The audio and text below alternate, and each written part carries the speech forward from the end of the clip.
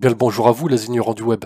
Pour ceux qui ont la ref, j'espère que vous avez apprécié cette vignette volontairement trompeuse. Spoiler alerte, non, il n'y aura aucune extermination avec un tri laser dans cette vidéo.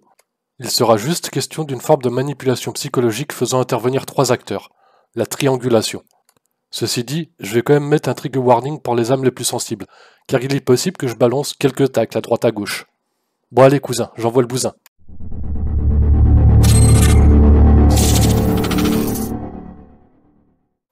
Vous le savez déjà parce que vous avez bien entendu regarder ma vidéo d'introduction sur la manipulation de masse, mais je vais quand même faire une petite piqûre de rappel.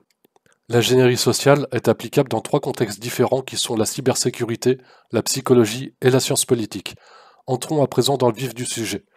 Comme je l'ai dit en introduction, la triangulation est une forme de manipulation psychologique qui fait intervenir trois acteurs. Cette stratégie de manipulation est relativement importante et assez classique, étant donné qu'on la trouve dans les trois domaines que je viens de citer. Dans le contexte de la cybersécurité, la triangulation prend la forme suivante. Le fraudeur, la victime et le tiers de confiance. Par exemple une banque, la CAF ou la Poste.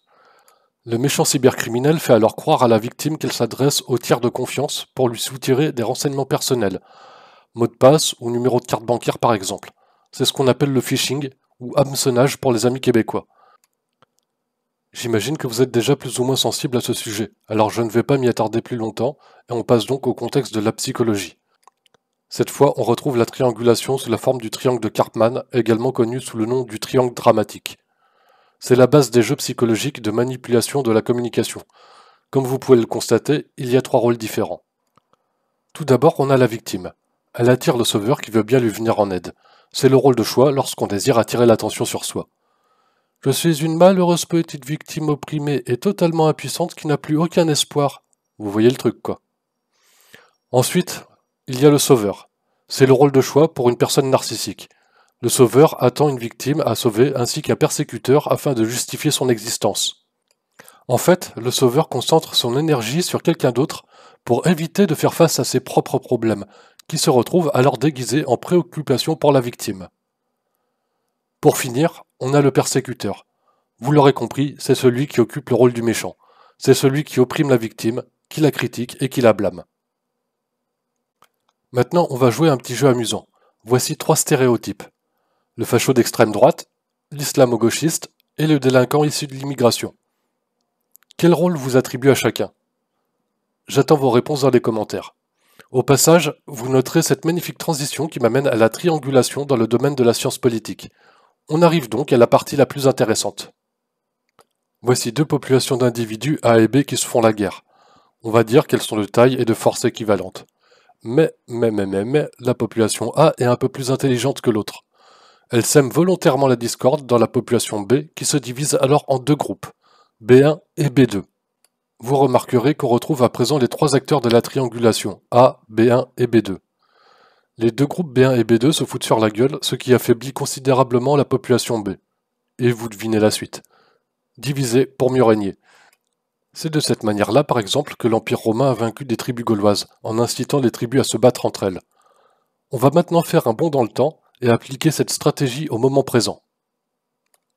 Nous avons cette fois les dirigeants au sommet de la pyramide et les prolétaires en bas qui sont divisés en deux camps, la gauche d'un côté et la droite de l'autre. La classe dirigeante sème la discorde dans la classe prolétaire, ce qui lui permet alors de régner sur celle-ci. Si les prolétaires étaient unis, ils auraient les moyens de faire tomber le pouvoir en question. Voici donc ce qu'il faut retenir. Plus le prolétariat est divisé, et moins il aura la possibilité de se retourner contre l'oligarchie. C'est pour cette raison que nous allons introduire un nouvel acteur en bas de la pyramide, les travailleurs immigrés.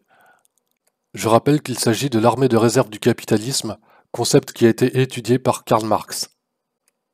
D'ailleurs, peu de temps avant sa mort, le président Pompidou a reconnu en 1973 qu'il avait ouvert les vannes de l'immigration pour satisfaire la demande d'un certain nombre de grands patrons. Ces derniers voulaient bénéficier d'une main-d'œuvre bon marché, docile et dépourvue de conscience de classe, pour exercer une pression à la baisse sur les salaires des travailleurs français, et aussi pour briser l'unité du mouvement ouvrier. Non, ce n'est pas une théorie du complot, c'est bien la réalité. Je vais maintenant vous lire un petit passage du net de Karl Marx. Ce qui est primordial, c'est que chaque centre industriel et commercial d'Angleterre possède maintenant une classe ouvrière divisée en deux camps hostiles. Les prolétaires anglais et les prolétaires irlandais. L'ouvrier anglais moyen déteste l'ouvrier irlandais, en qui il voit un concurrent qui dégrade son niveau de vie. Blablabla, je saute à la fin du paragraphe. L'Irlandais lui rend avec intérêt la monnaie de sa pièce. Il voit dans l'ouvrier anglais à la fois un complice et un instrument stupide de la domination anglaise en Irlande. Cet antagonisme est artificiellement entretenu et développé par la presse, le clergé et les revues satiriques, bref, par tous les moyens dont disposent les classes dominantes. Cet antagonisme est le secret de l'impuissance de la classe ouvrière anglaise malgré son organisation. C'est le secret du maintien au pouvoir de la classe capitaliste, et celle-ci en est parfaitement consciente.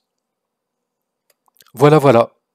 Une petite pensée pour ce brave Usul qui prétend être un marxiste alors qu'il a embrassé la doctrine du multiculturalisme. Je reviens maintenant à notre bonne vieille pyramide. À part des idiots utiles de gauche comme Usul, il n'y a que les grandes entreprises qui veulent toujours plus d'immigration. Une immigration qui est conforme à l'esprit même du capitalisme, obéissant à la logique du dumping social. Bonjour le marché du travail low cost. Et vu que la gauche a rejeté le prolétariat blanc pour prendre la défense de la population immigrée, ça attise davantage les tensions en bas de la pyramide, ce qui est bien entendu tout bénef pour la classe dirigeante. Histoire de bien mettre les pieds dans le plat comme il faut, je vais maintenant parler du lumpenprolétariat. Pour les retardataires, il s'agit d'un terme marxiste qui désigne les éléments déclassés du prolétariat, voyous, escrocs, voleurs, etc. Je pense que ça n'aura échappé à personne que le lumpenprolétariat en France est avant tout constitué par des individus issus de l'immigration. S'il y a un laxisme de la classe dirigeante envers le lumpenprolétariat, ayez bien conscience que c'est totalement volontaire. On laisse le lumpenprolétariat commettre tout type d'exactions, vols, agressions, meurtres et j'en passe, et on évite de le punir sévèrement, ce qui permet d'alimenter le moulin de l'extrême droite, et vous connaissez la suite. Mais le prolétariat n'est pas encore assez divisé, alors on va le fragmenter un peu plus avec de nouvelles catégories. Les woke, les féminazis, les militants LGBT, et j'en passe. Tellement de combats idéologiques futiles et tellement d'énergie perdue au sein de la masse prolétaire. Tellement d'idiots qui se livrent à des guerres de chapelle sans comprendre qu'ils font le jeu de la classe dominante. Mais avec tout ce que je viens de dire, j'imagine que vous ne pourrez pas vous empêcher de me ranger dans une case. Alors d'après vous, je suis de gauche ou de droite? Eh bien, je suis en fait souverainiste, et j'accepte aussi bien des idées de gauche que des idées de droite lorsqu'elles me paraissent convenables. Vous pouvez donc me cataloguer dans la case confuse, ça peut vous faire plaisir puisque c'est le terme à la mode sur internet. Mais entre nous soit dit, lorsqu'on fait un minimum preuve d'esprit critique, alors on n'adopte pas stupidement toutes les idées d'un camp, et on ne rejette pas non plus en bloc toutes les idées du camp adverse uniquement pour satisfaire un sentiment d'appartenance. Bref, que vous soyez de gauche ou de droite, ce serait bien de comprendre un jour que l'ennemi commun de toute la masse prolétaire est la classe dirigeante qui est pilotée par l'Union européenne qui est elle-même pilotée par l'impérialisme américain. Seul le souverainisme peut actuellement permettre de trouver des terrains d'entente entre la gauche et la droite. Encore faudrait-il être en mesure de pouvoir faire tomber certaines barrières mentales. Je vais à présent terminer par un point qui me semble important. Il s'agit de l'opposition contrôlée. En politique, l'opposition désigne l'ensemble des mouvements qui contestent les décisions prises par les détenteurs du pouvoir. L'opposition est donc censée constituer un contre-pouvoir. Mais de la réalité des faits, la majorité des partis d'opposition comme LFI ou le RN sont contrôlés par l'oligarchie. C'est ce que j'appelle l'opposition contrôlée. Vous croyez vraiment que des députés qui gagnent plus de 7 000 € par mois ont envie de changer quoi que ce soit au système actuel pour le bien-être du prolétariat? La paye est plutôt bonne pour eux. Alors ils sont en grande majorité européistes et ils le resteront jusqu'à la fin. Jusqu'au moment où arrivera l'inéluctable. Réveillez-vous.